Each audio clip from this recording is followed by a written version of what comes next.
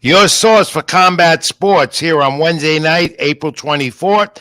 You know, the boxing, the MMA a little bit, and the pro wrestling, lots of that. Of course, this Wednesday evening of Keep It in the Ring, April 24th, live. Here we are, 8 p.m. Eastern this Wednesday night. And I'm Rich Mancuso. As always, we will keep it in the ring. Thanks for your continued support. Now, my social media handles scrolled as always at the bottom of the screen. I try and get back to each and every one of you. I try to keep you informed every week.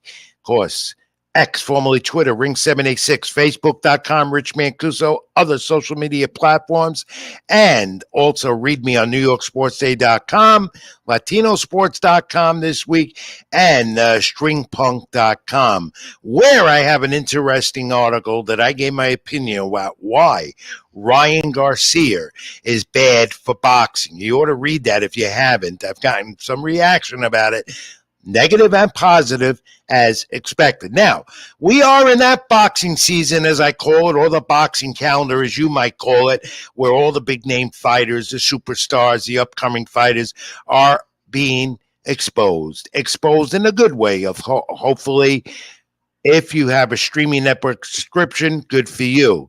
The big if is if you don't have boxing on major television, except for ESPN, if it's a part of your cable subscription package. Cable on the way out, as you know, dwindling subscription bases. That's why the streaming networks are big with boxing. I tell you that every week. So ESPN is really, with Top Rank, the only free platform if you have that.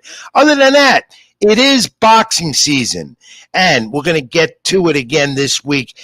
And let's go and analyze, as always, Ryan Garcia. As much as I don't really want to recap everything, we have to, because the aftermath, Ryan Garcia continues to be in the news as far as boxing circles. Well, you know, it's over. The fight is over. The buildup, the anticipation. And look, congratulations to Ryan Garcia. He did what he said he was going to do. He beat Devin Haney. Haney wasn't at his best. There's no doubt about it.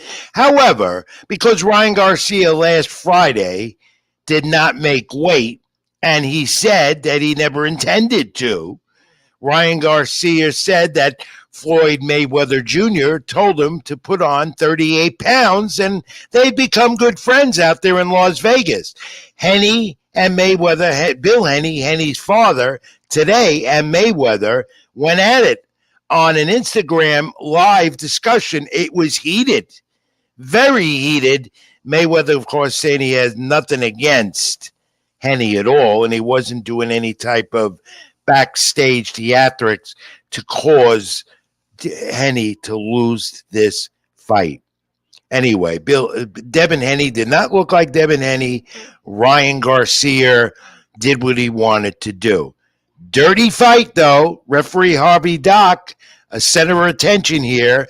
And if you look throughout the fight during the rounds, as we'll go over it now, as much as you know what occurred, you saw Ryan Garcia using his shoulder a lot, which deducted a point at some point. Let's take a look at some of the images, because the 12th round majority decision goes to Ryan Garcia. However, with the 3 knockdowns, he does not even get the championship because he missed weight. Negligence or intent on his part, not right what Ryan Garcia did. And until he has a championship around his waist, he is not the number one face for boxing right now. He beat Devin Haney, who was not at his best. Ryan Garcia said all along he would do it. The left hook in round 1, Haney goes down. The left hook in round 7 again, where he was deducted a point. 3 knockdowns. Did not expect that from Garcia against Devin Haney, who had been awesome, especially coming off his last fight at 140 against Regis Prograis, where he dominated all 12 rounds of that championship fight. But the left hook for Ryan Garcia, definitely, and his speed and his power, definitely effective against Devin Haney, who might have not expected this type of onslaught. Maybe he underestimated. Whatever it was, he talked, but not as much as Garcia did leading up to fight week. You know, hitting on the break, referee Harvey Dock, that has to be questioned a lot. Garcia's shoulder defense, that has to be questioned. But the second knockdown in round 10, going into round 11, that did it. 112, 112, 114, 110, 115, 109. How the judges have it. Could have been a draw. I had it more in the 114, 110 range. What did you think? Let me know in the comments. Punch stats show the story. Outlanded was Henny, 2-1 in power shots. Henny's previous opponents landed 25% of those shots. Henny, 7 of 18 punches per round after landing 12 of 42 punches in his last 10 fights. My friends, that told the story a bit. Ryan Garcia is now making challenges after this win. He feels he can say what he wants, and he's challenged even Sean O'Malley of the UFC. That came up on his Instagram and X post during the week. He's challenged Jake Paul, who watched the fight with his brother Logan and many others. And Jake Paul and Ryan Garcia having words about maybe facing each other. He's challenged Gervonta Davis again, a guy that beat him 2 years ago. However, it wouldn't be at 147, it could be, because Ryan Garcia says he's no more, that's it for 140, no longer fighting at 140, and he might even go to 154 and challenge Sebastian Fundora, the champion. Look, he came into that fight about 154 or higher in weight when he rehydrated. He was overweight, and the power showed because of the weight, and he can handle that weight. However, it was an unfair advantage to Devin Haney, who goes by the rules, and Ryan Garcia doesn't. He's even challenged Ryan Garcia, Pitbull Cruz, who is the WBA 140-pound champion, but that's not going to happen. Oscar De La Hoya did say in the post-fight presser, they must go through Ryan, and they must do that if they want to make money. So to De La Hoya, the promoter at Golden Boy, the Hall of Fame champion, Ryan Garcia is the face of boxing. I dispute that until he has a title around his waist. And because he failed to make weight, which was bad for boxing, Ryan Garcia is not a champion. Ryan Garcia goes against the rules. He does what he wants. He said during his tweets during the week, his X post, crazy again, even after the aftermath of this fight. Let's take a look at them. He said that if it was Devin's idea, or Devin should vacate his title, and he should tell WCBC President Mauricio Sullivan Jr., give me the belt. He says Jesus again is the greatest. That's what he says. He says he wants war. He's trying to get back in the ring as soon as possible. Vacation time is whack. And I've heard that he's still having a good time partying. He's drinking. He said he drank beer throughout the training camp and he smoked weed and it was okay. That's why he's bad for boxing, my friends.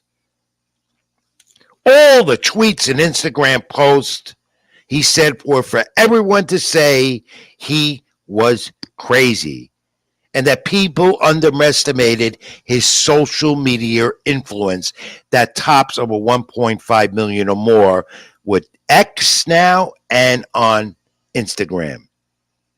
He said that he documented all this. Ryan Garcia said he put this all together because it was a script in his world.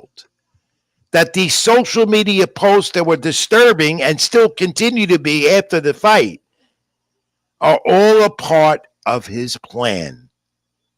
In other words, he's becoming more of a celebrity than a fighter and a champion that he wants to be. And again, not making weight was a disgrace to the sport and to every fighter who makes weight. And they work hard to do at it. Months before, leading up to fight night. So he's an embarrassment to the sport. And again, I have nothing against this young man, 25 years old, who's destined for greatness. No longer at 140, as he says, but going to go to 147 or 154, where the challenges will get even harder for him to do. But if he takes it seriously, and we can see a serious Ryan Garcia when he wants to be serious in the ring, he can become an all-time great fighter. But for right now, Ryan Garcia is not an all-time great fighter.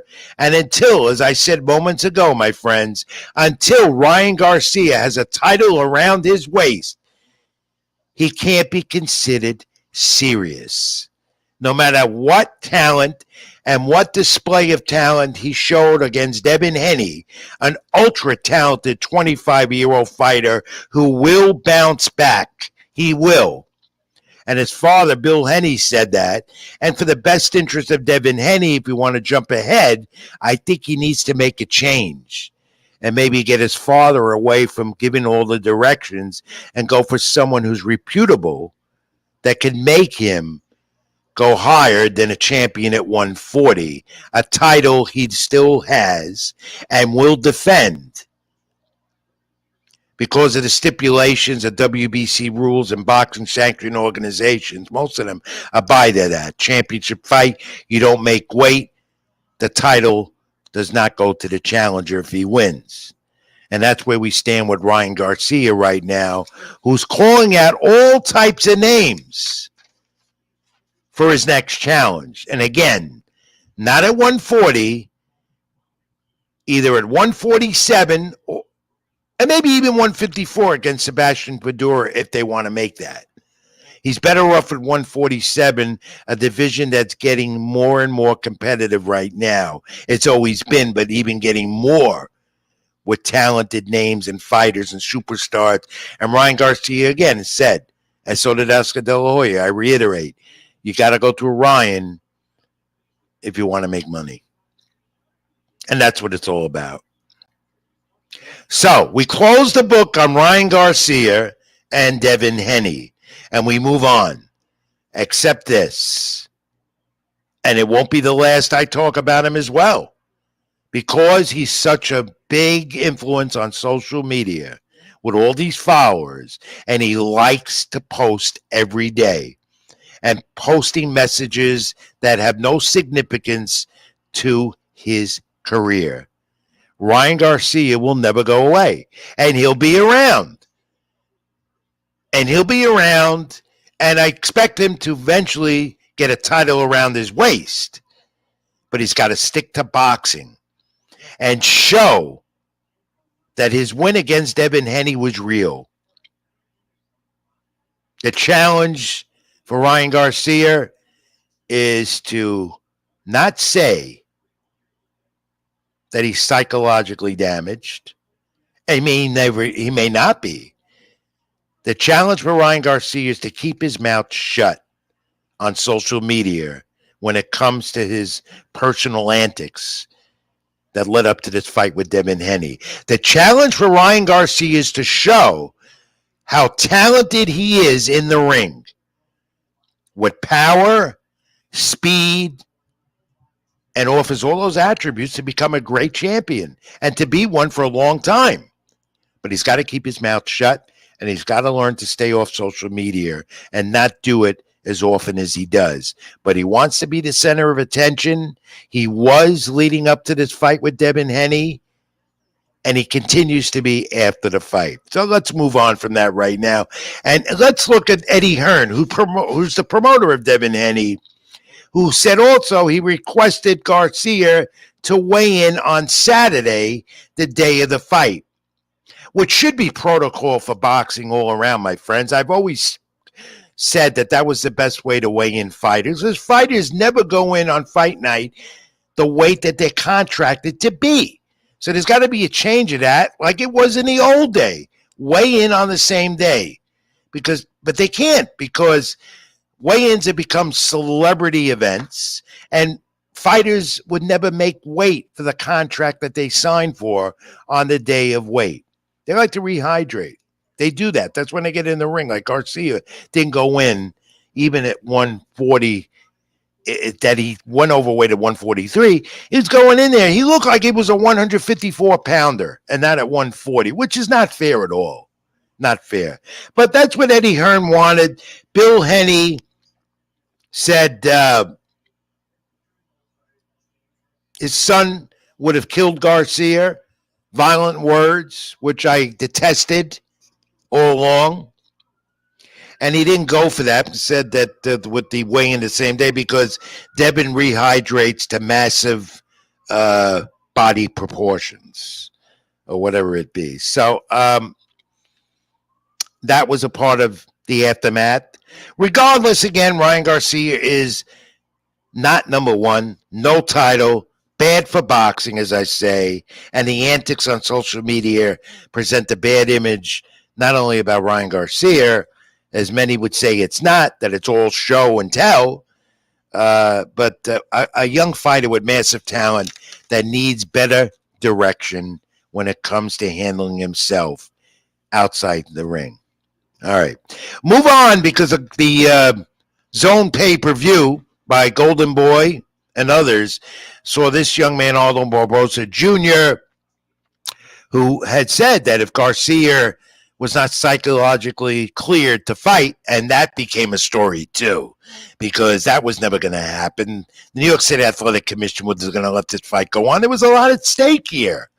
But Barboza said that if Garcia couldn't step in, that if he couldn't fight then and any, he would. But that never transpired. But anyway, Barboza got the split decision, a controversial one, over Sean McComb. Barboza was never appeared to be in this fight as part of the co-main event. 98, 92, 97, 93, 96, 94 judges' scorecards. Might have been a little more wider than that. Punch stats show that McComb outlanded Barboza 6 of the 10 rounds. For 42% of Barboza's punches recorded to the body. And you look at those punch stats to tell the story. But again, Barboza Jr. in line for something big, maybe in this year with Golden Boy and Oscar De La Hoya. However, he was never really in this fight. But he got the win. And that's the way it goes. Okay? We move on.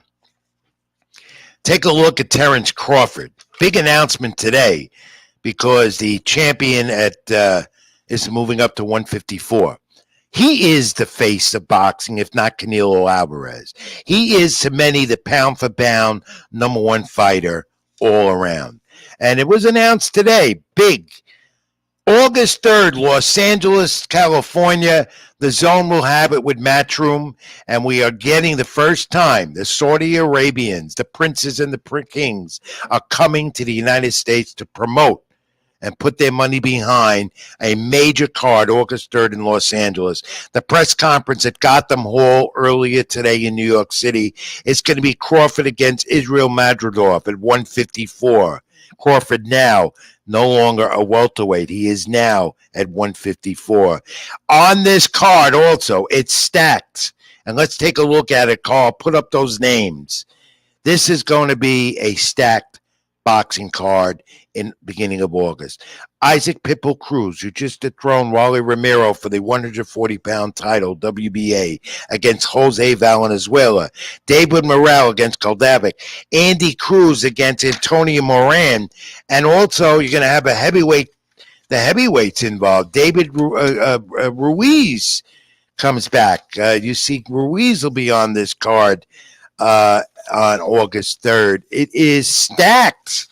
And that's because Eddie Hearn is working with other promoters to get the fights the fans want. This is going to be a good one. Good one. Look at the names on that card. Ruiz, also the former heavyweight champion who defeated Anthony Joshua. It helps when promoters work together, and we have this one, Andy Ruiz against Jarrell Big Baby Miller, who's had his problems getting suspended because of marijuana possession. Can't pass the drug test. But he's fighting Jared Big Baby Miller. And that's going to be an interesting fight. It has some implications for both those guys. I like it. I like this card. I like the fact Terrence Crawford coming back after his win against Earl Spence Jr. that unified the titles at 147, and many consider the top pound-for-pound fighter out there. And Terrence Crawford's possible also he would move on with working with Eddie Hearn, and Crawford promotes himself now after leaving Top Rank. It's possible that Terrence Crawford could get another fight, and this time in Saudi Arabia. They're talking. Now that he's involved with the Kings and the Princes and the Kings. Good card coming up August 3rd. I like it. What do you think? Comment. Let me know. Keep it in the ring. Rich Mancuso. We're here live on my channel on YouTube and on the AGT network, and also on my Keep It in the Ring Facebook page. So, talk about Eddie Hearn, the most active promoter in the sport, signing fighters every week. He's got one or two new guys. And now he signs Gerard Boots Ennis from Philadelphia. Big fine for him at 147. Now, Boots could go up to 154. There's always talk about Boots Ennis and Terrence Crawford. In the meantime, Boots Ennis, multi-fight deal with Eddie Hearn, and it's gonna be Cody Crowley and Gerard Boots Ennis, Philadelphia homecoming. That's what they're looking at. With Matchroom Boxing, the promoter, and the difference is the disparity in the purse. They won the purse bid for this fight. Cody Crowley and Boots Ennis, Eddie Hearn and Matchroom won the purse bid for this fight. However, an 85-15 split, which is, that's not right. So, in other words, Boots Ennis will get 85% of the purse of that, and Crowley gets an opportunity if he upsets Boots Ennis, who's a very talented young fighter out of Philadelphia. You've heard me rave about him, and I've written about him numerous times. That will be his Philadelphia homecoming. That will be his first fight under the Matchroom Boxing banner on the Zone with Eddie Hearn. Good move by Boots Ennis to get in there with Eddie Hearn, because Eddie Hearn has got right now a hold on the sport. He's he's signing fighters, he's putting on shows, and most of all, I credit him working with other promoters to make the fights for the fans. That's what it's about. And Eddie Hearn is doing that. He's working with Oscar De La Hoya. He'll even work with Top Rank, trying to get more involved with the PBC to get his guys going.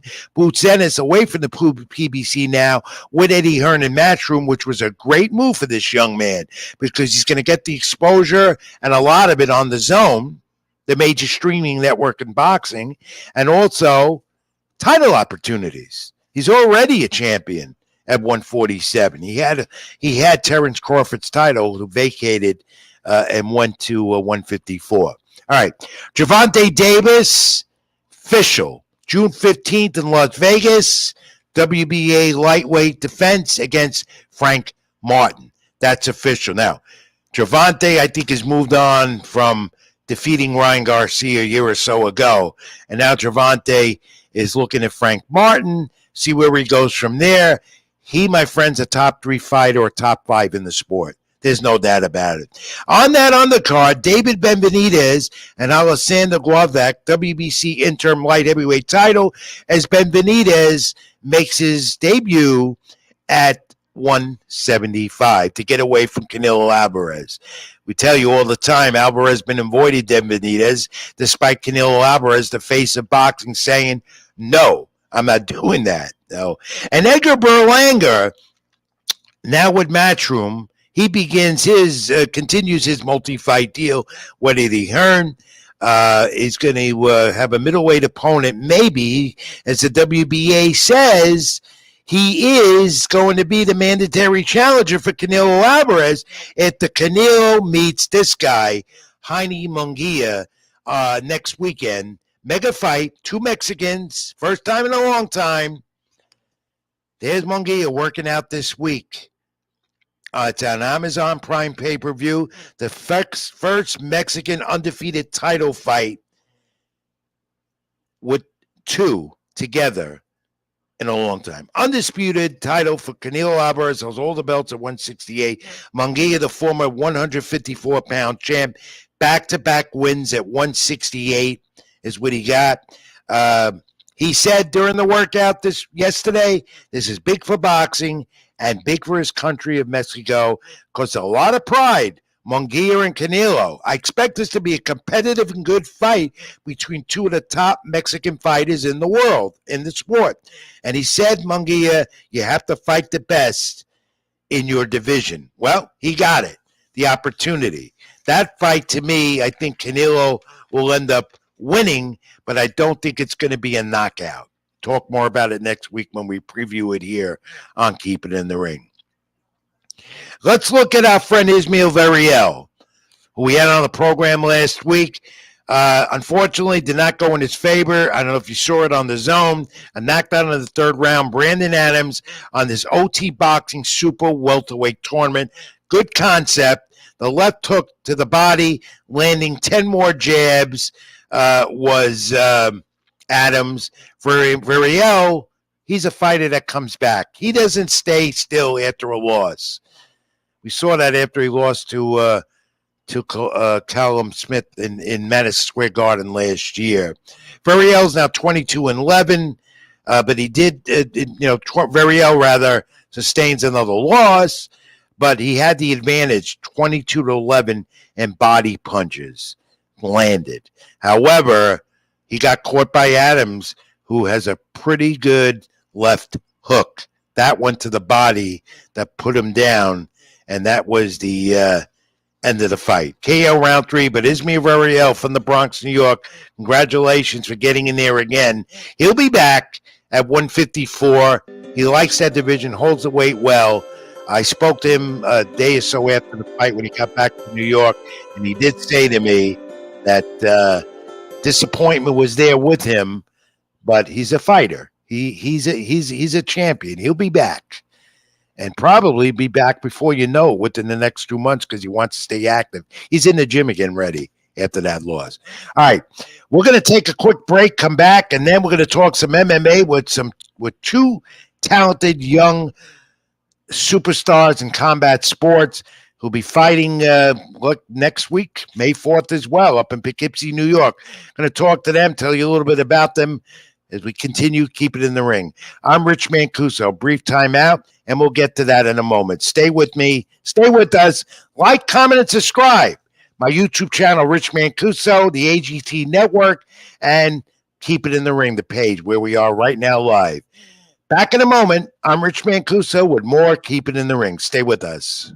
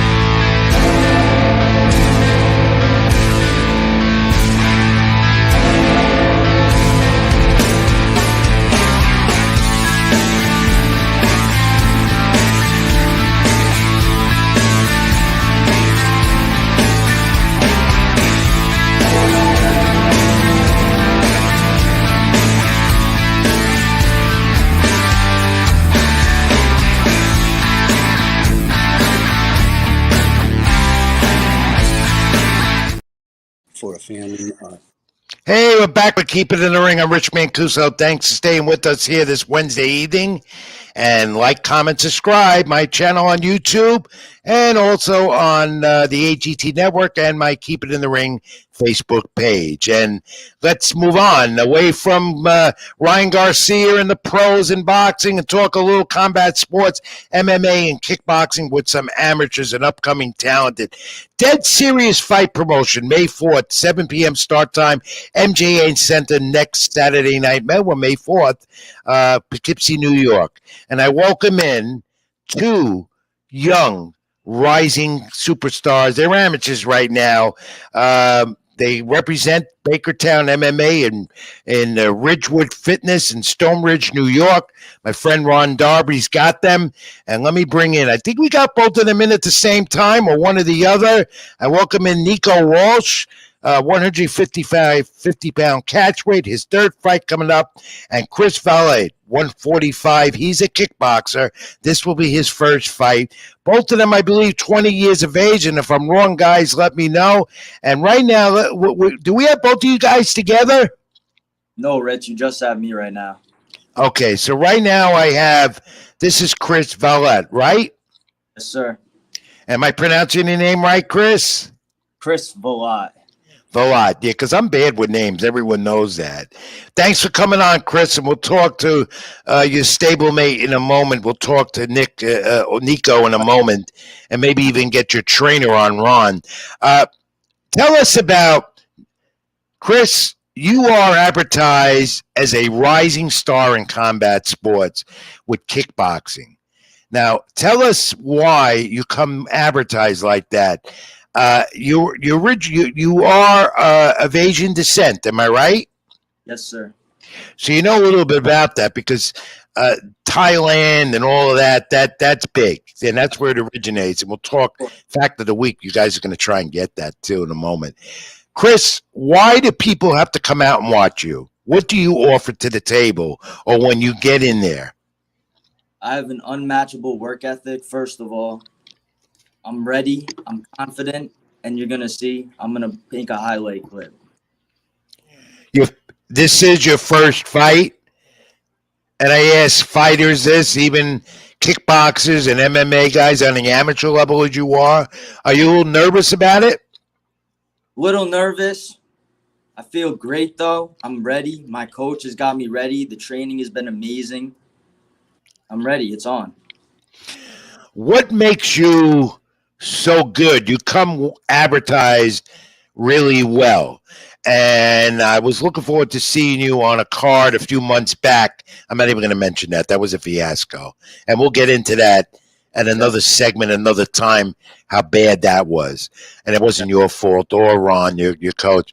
What makes you the fighter that you are? What are you good at? Is it the striking? Is it kickboxer? What do you do that's really good? Unmatchable work ethic, and yes, the striking. The striking is unmatched. How did you get involved in this? What made you love combat sports, kickboxing, of which you're specializing in now going into your first fight? I've always loved combat sports, but when I met Ron Darnley, I knew that kickboxing was for me. Right. Is Ron there with you right now? Yeah, of course. Yeah, let's bring him in. This is your trainer, Ron Darnley, who, and then we'll get Nico Walsh in also in a moment. Ron, are you there, Ron? If I can interrupt you really quick, Nico Walsh is actually not here. He had a family. Okay. He had a family thing, Rich. I was going to try to contact you earlier, my friend, but unfortunately I didn't have time to do it. And he had. That's fine. That's fine. At least we got one of you guys. And you can talk about Nico in a moment. Okay. But Ron, you're the trainer of this young man, Chris Valet, at 145, his first fight coming up. You speak very highly about him. What makes him so special? Okay, I'm just going to touch on what he just said. Reflect on that for a moment. This young man has an unmatchable work ethic. Him, as well as all of my students. Nico, the gentleman who's holding the camera for us right now, another one of my students. Listen, in life, Rich, you know you're only going to get out of what you put into it. This young man and his teammates have trained their asses off for this event. This is big. Dead Serious Fight Promotions is a really big fight promotion. They're at Atlantic City, New Jersey. They're also connected to Lou Nagala a little bit through Ring of Combat, which is another great fight promotion in the Jersey area, as you well know. But this ain't about me. It ain't about me or nothing. It's about this young man and his teammate, who I can assure you, if you make it out to that event, you're going to see some goddamn highlight reel knockouts. Oh, I'm going to come. I'm going to be up there up in Poughkeepsie, right? It's in Poughkeepsie. I'm going to come up there May 4th. I have to see him because I had talked to him a couple of months ago, and I was impressed. He handles himself well, and I've heard great things about him. No kidding aside. Chris, let me ask you again. 145. That's you are solidly built for a young man. How old are you? 20 years of age. For 20 years of age at 145, and I understand that you have a story behind yourself as well, personally. Why don't you tell us about that again? I believe Ron, if I'm not mistaken, he's with foster parents he had coming here. Right. Tell us about that, Chris, and how much have they encouraged and helped you to get where you want to be as a combat sports star?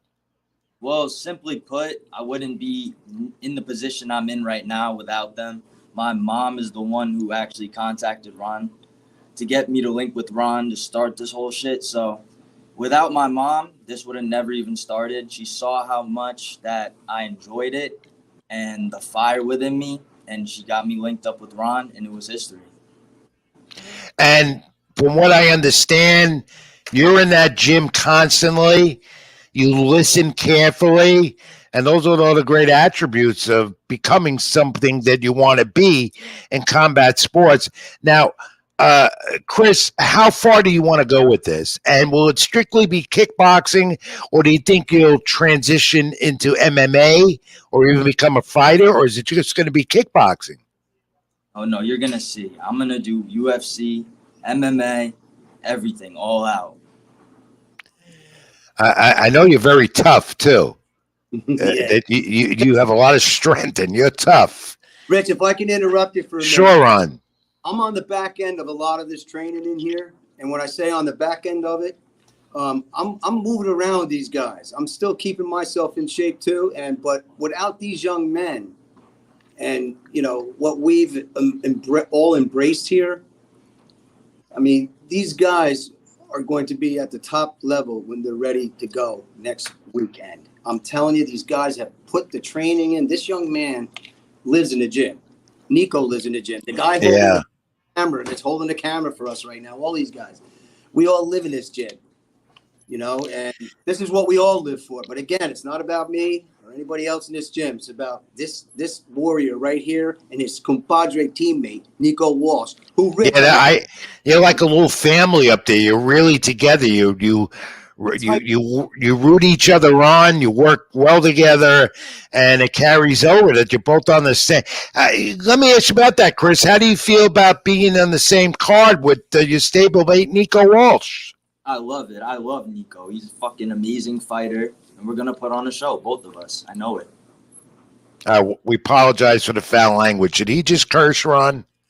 Keep it clean. My bad. I'm sorry. See, I don't even do that on my own show, and I could do that even though we're on YouTube. Sorry, Rich. But that's okay. Apology accepted. I'm used. Look, if Ryan Garcia could do all that cursing and all these other pro fighters that I'm used to hearing about, that's okay for me, but I don't want to see a young man get into that habit. That to me, that word but that's okay. Let's bypass that right now. It might be because you're just you're enjoying the moment with Rich Mancuso, which I can understand. Let me go back to you again, Chris, and thanks again for the time. I'm talking right now, Chris Volette, kickboxing at 145, making his first fight coming up. Put that poster up again there, Dead Serious Fight Promotion, May 4th, up in Poughkeepsie, New York.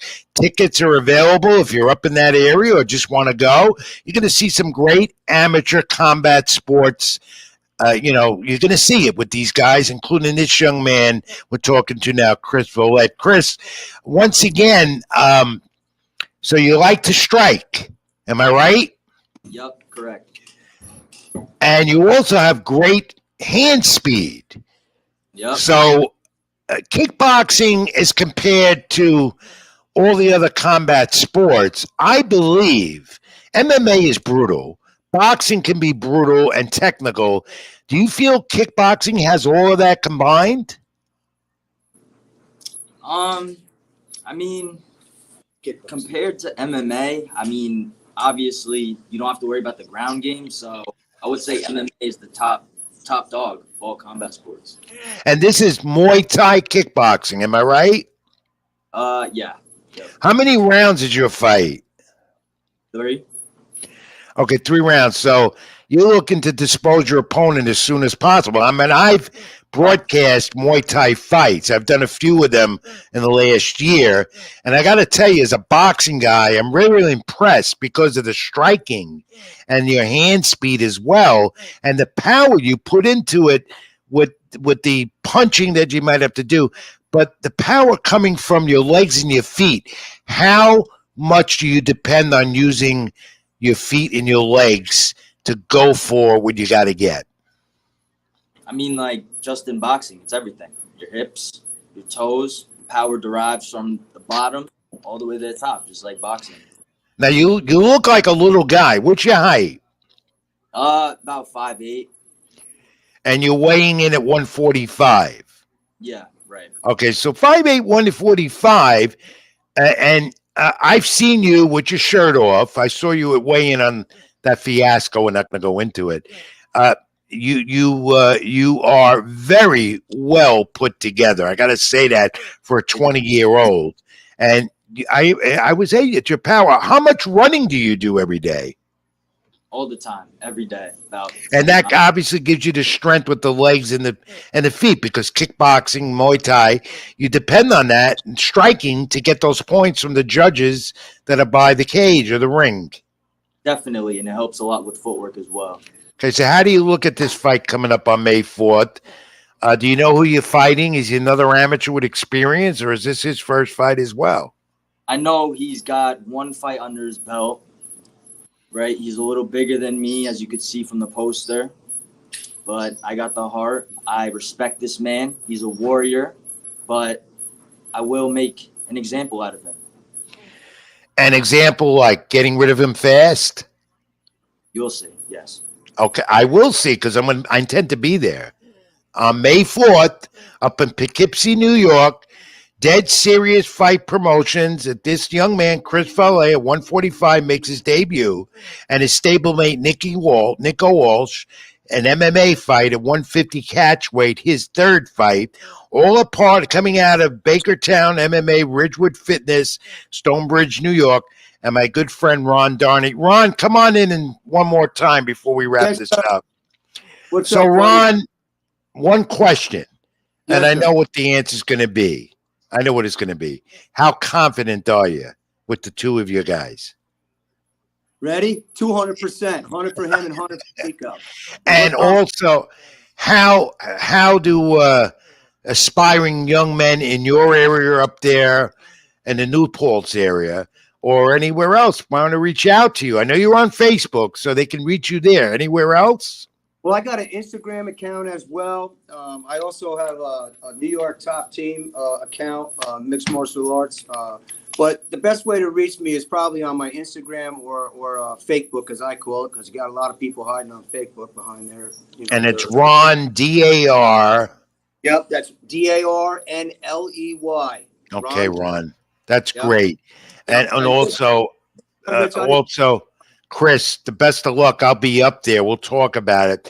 Before you guys go, though, every guest of mine on Keep It in the Ring has to take a shot at the fact of the week. And that's going to deal with kickboxing. And I think it's pretty easy, too. So don't go yet, because go ahead. My great producer behind the scenes, Carl Roberts. It's not fact of the week until we see it. Go ahead, Carl.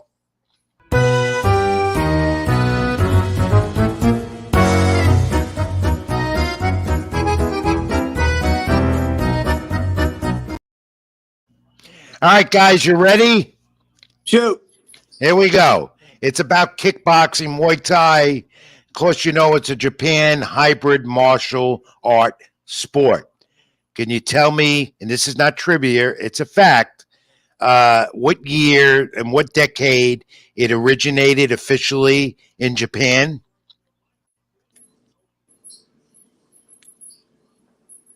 Or Thailand? It's from ancient civilization, you know. So I'm going to say, like, It's from ancient civilization, but it originated for real in what decade?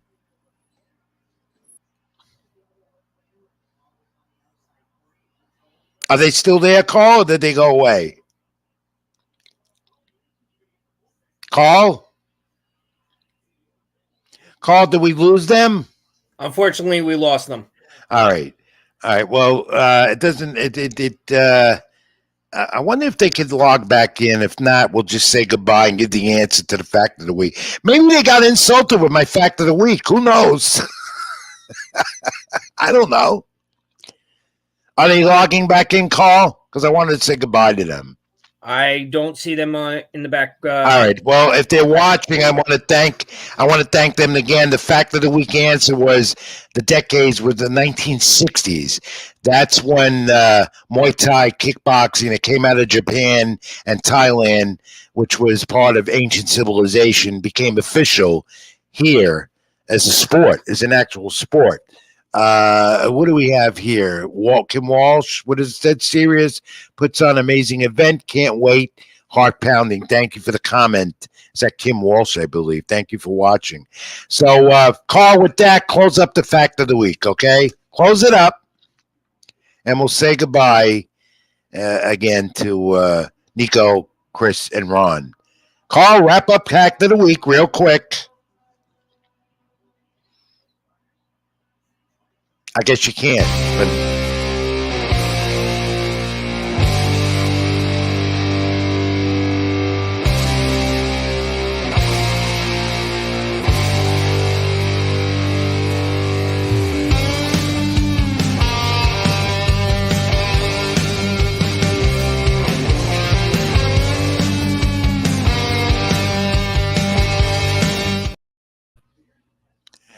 back with Keep It in the Ring. I'm Rich Mancuso here.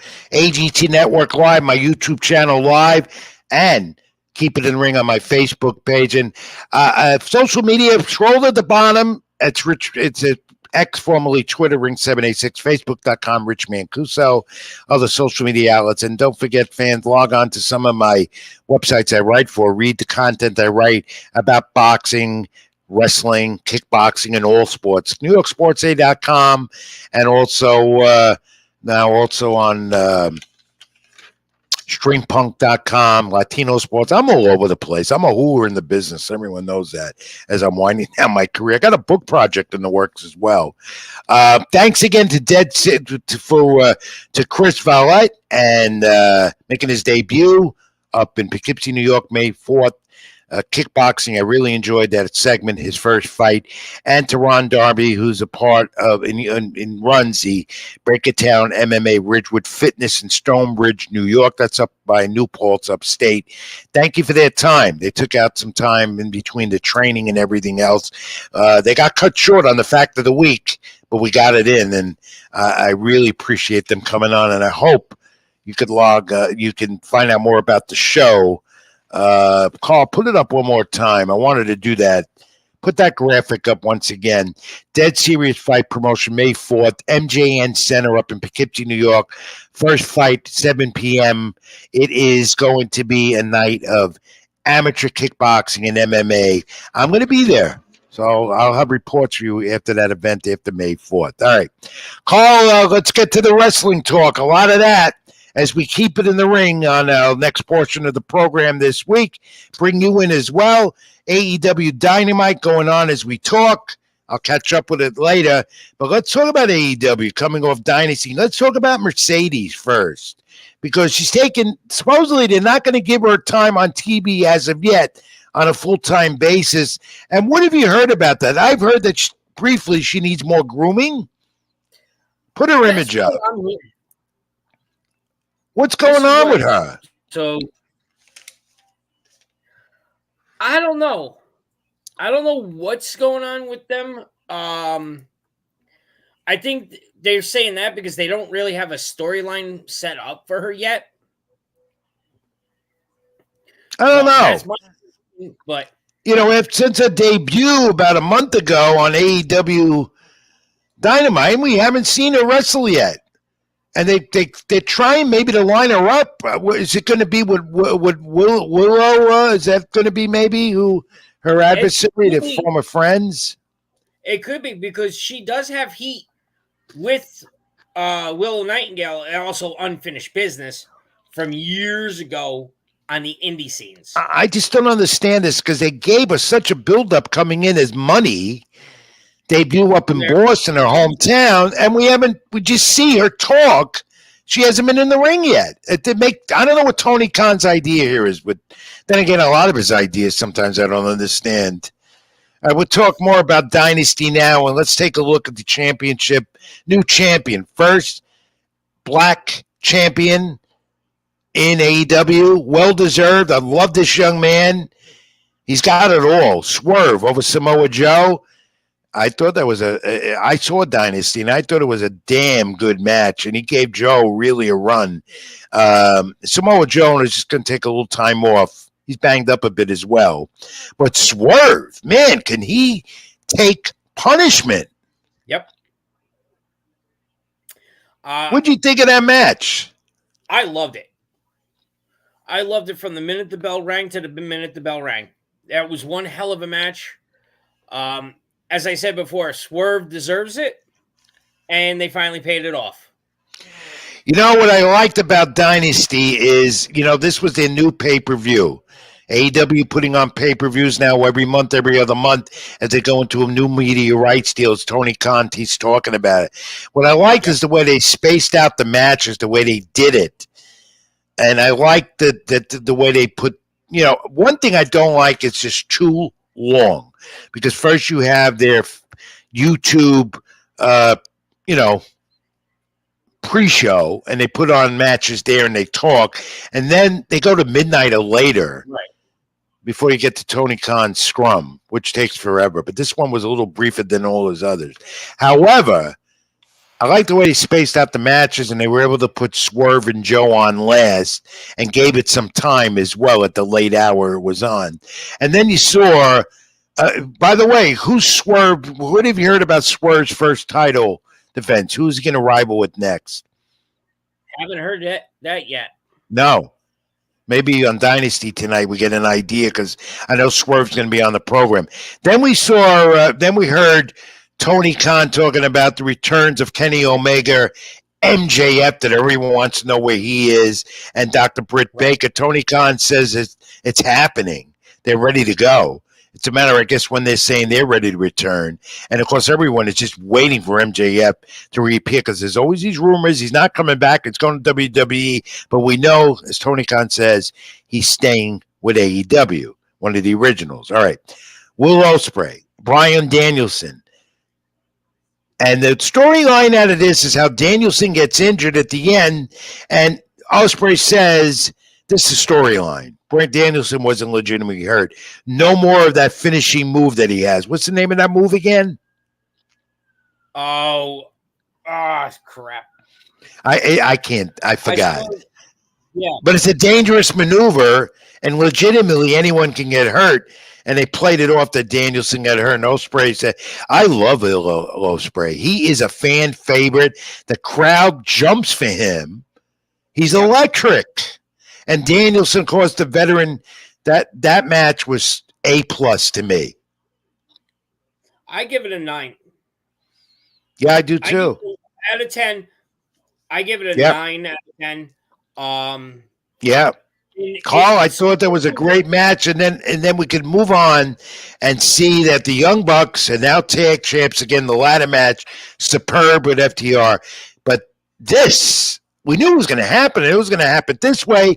Jack Perry, a.k.a. Jungle Boy, is back with the new look. Finally, After the CM Punk controversy, Jack Perry interfered and helped the Young Bucks get the win, the new tag team champs in AEW. What'd you make of that briefly, Carl? I like that he's back, but the problem is I don't know why the Young Bucks constantly are getting the tag team titles. I'll tell you why.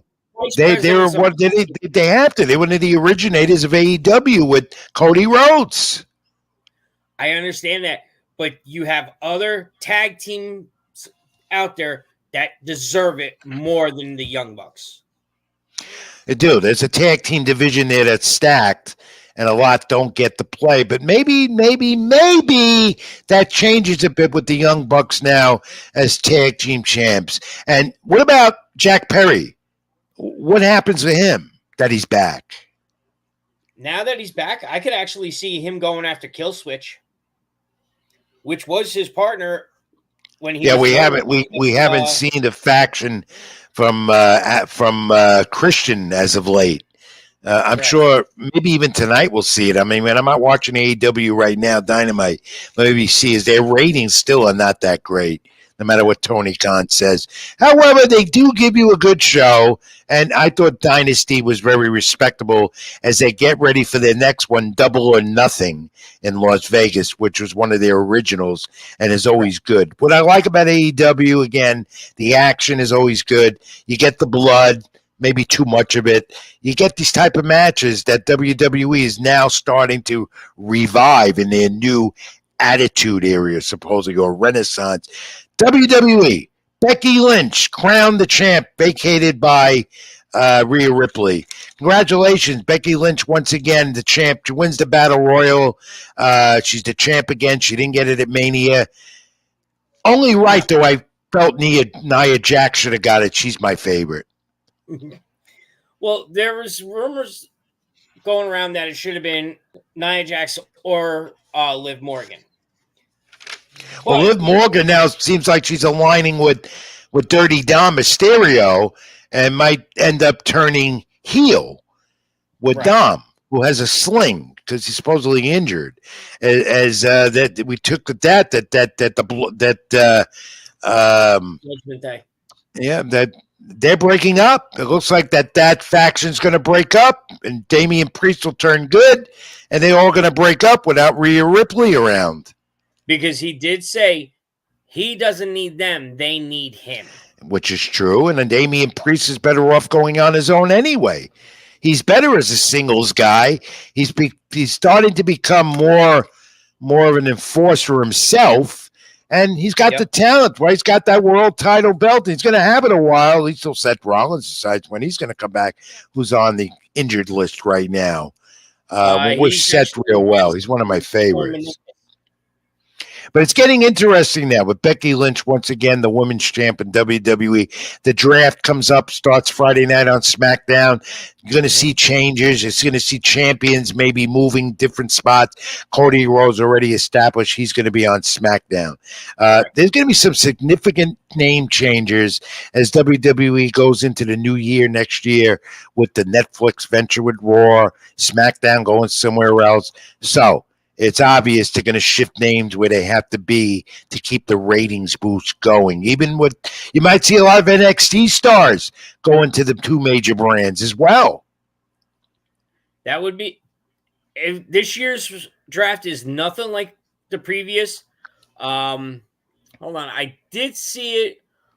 Somebody posted it on Facebook in one of the groups I'm in. Hold on. You're going to see a lot of movement. You know, the draft does that. Sometimes you don't like that. But, you know, I think also you're going to see with the new tag team titles, and the belts are beautiful, the new belts. I think what you're going to see Triple H and Creative doing is keeping them, and they're not going to crisscross and go to both shows. They're going to be on one, and that's it. That might work. It might not work in the end. But Triple H is always coming up with great ideas. Move on, Carl. Jacob Fatu, rumored, supposed to be debuting as part of the new Bloodline, coming up on SmackDown Friday. Now, we hear today that may not happen Friday night. They may move it back. But eventually, he does show up as a part of the new Bloodline, and Roman Reigns returns with Jimmy and Jay to try and get that, you know, the rival Fatu and Haku, and also the head of the new table, supposedly Sikoa.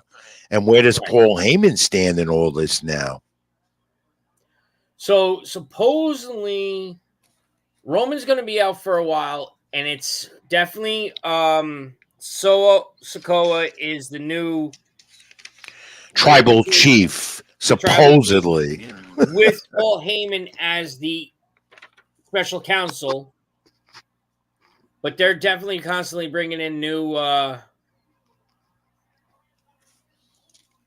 there's a lot of movement. Yeah, we'll see. That's an interesting storyline, as well as this. Finally, Emporium breaks up. What'd you make of that? What'd you make of Kaiser? I thought that was very interesting on how they did it. And that's the photo we have of them. And Gunther now eyeing to be the King of the Ring champion. They're Yes. bringing that back. Yeah, that King of the Ring is going to be where? It's not in the States. It's one of their events, PLEs, they're doing internationally. Right? Right. Yes. But Imperium is broke up. About time they did. You'll see more of Gunther going for his own personal goal more. And, of course, Kaiser on his own. And then we have Gable and Sami Zayn. And the Gable story with his little faction becoming this heel of, you disappointed me. Yep. Where does Gable stand? Is Gable in line for something bigger? I think he is. I think they're really pushing for him SummerSlam, to- SummerSlam, him and Zayn again. yeah, The storylines are getting more interesting after WrestleMania with Triple H in control, Endeavor TKO. They're hot. They're really hot, and it hasn't faded away since WrestleMania. The ratings are a little lower this week, but the storylines are all new as Triple H is head of creative and making WWE the top gun and continue to be with Vince McMahon totally out of the picture. Carl, that wraps up the wrestling segment. Now, you are my great producer here at the AGT Network, as well as having your own show. When are you on? NFL Draft tomorrow night?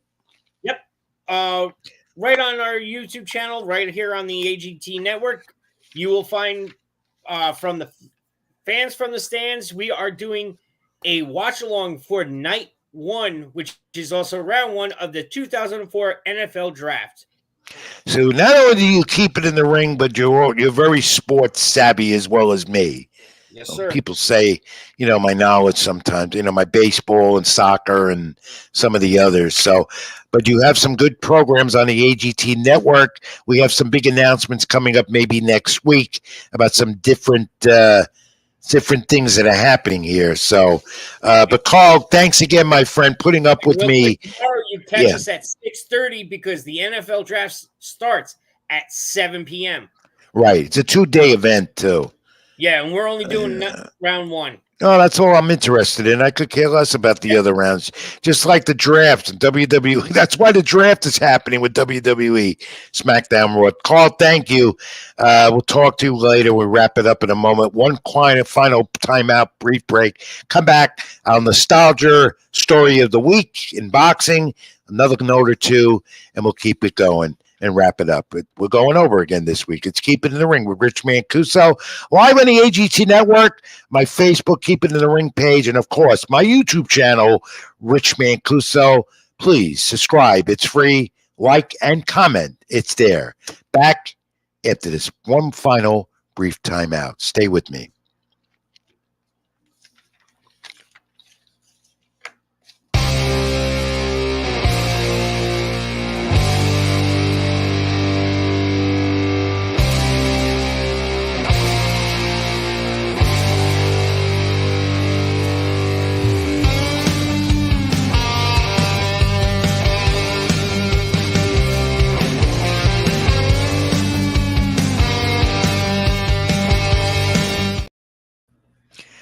All right, we wrap up the final segment. A few minutes of Keep It in the Ring with Rich Mancuso, X, formerly Twitter, Ring786, where you get me. Also, Facebook.com, Rich Mancuso.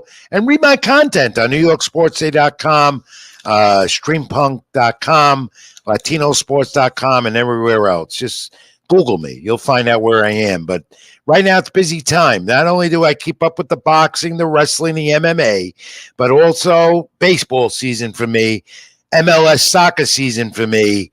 It's and the playoffs. I follow it, but I don't write about it. But my main thing is keep it in the ring every week, every day, 24/7. I eat, drink, sleep this, as you do. Combat sports at an all-time high. I told you the figures and the statistics about it last week. All right. My thanks again to Ron Darby and his fighters up there in in New Paltz area of New York, fighting on May the 4th. We'll remind you about that next week. And we leave you with this. One note in boxing, too. Another good fight being set up. Tszyu and Virgil Ortiz Jr. making his debut at 154 on Golden Boy. That's coming up. More about that next week. And we go back in the past again. Let's take a look at this. Thomas Hitman Hearns, April 25th, 1981, against Ronnie Shields. Remember this? 12 rounds. He retained the WBA welterweight title in Phoenix. His second defense of that title. He used his reach and power. He dominated. That's what Hearns was great at. Shields was cut above both eyes by the 9th round. The ref, on the advice of the ringside doctor, stopped this fight after round 12. A fight that was scheduled for 15 rounds. And I bring that up again. Boxing in its heyday, championship rounds, 12 to 15. Now, because of the medical and safety standards that went into effect years ago, we go to 12-round championship fights, no longer 15. And as I've told you once and more than twice, my friends, fighters can go 15 rounds. And many times after 12 rounds, it's not decided. Those final 3 to 15 can decide a championship fight. And we've seen that many times in boxing over the last few years, where a fight going past 12 rounds could determine something more than what we've seen in the past. So I advocate again to going back to 15-round fights. Fighters say they would love that in a championship fight, and they're advocating as well because they feel 15 rounds over 12 could make the difference. So Thomas Hearns was excellent at that, stopping Ronnie Shields April 25th, 1981. I didn't cover that fight, but I remember it well. The Hall of Famer Thomas Hearns in that 1980s era, as I always bring back and talk about, Hagler, Hearns, Duran, Leonard, those four, along with the heavyweight division, when boxing was mainstream and on the top. No longer now, and hopefully these youngsters in this sport now can make it where it once was. They have the potential to do it. They can do it. And I'm talking not only about Gervonta Davis and just a guy like now, Virgil Ortiz Jr., who's been around a little more. So many. Mateus at 147. You have Teofimo Lopez. So many more names. And I can go on and on that are young, that are talented, that can put this sport back on the top where it belongs. Now, we do have the faces. Terrence Crawford fighting again. We saw that earlier. I told you, about August 3rd at 154 for the first time. And also Canelo Alvarez, still the face of the sport to many. Coming up May 4th, Jaime Munguia, a Mexican fight. And a good one in Las Vegas, T-Mobile Arena, Amazon Prime. Boxing could be back to where it was. 15-round fights, weighing fighters on the same day, maybe. Promoters working together. As Eddie Hearn and Oscar De La Hoya have proven it can be done. Put the big fights together. The fans deserve that. Those two guys, De La Hoya and Hearn, are doing that. Others have to follow. And we could be back on top. Most of all, sanctioning organizations have to limit what they're doing so fans out there, you and me as well, can identify who one champion is by unifying titles. And the face of the sport always was the heavyweight division. Bring that division back to prominence with one unified champion. Fury and Usyk will try that the middle of next month, though there will be a rematch, I'm sure. The face of boxing has always been the heavyweight division. We need to see that again. I grew up with it. Many of you did. A lot of the young people on board right now with the sport don't. MMA is taking over in a lot of ways. Boxing could be at top again if they could only get it right. And another concluding note, I want to thank you for watching this week's edition of Keep It in the Ring. Again, log in to fights that are coming up. If you have the streaming networks, they've been strolled at the bottom of the screen.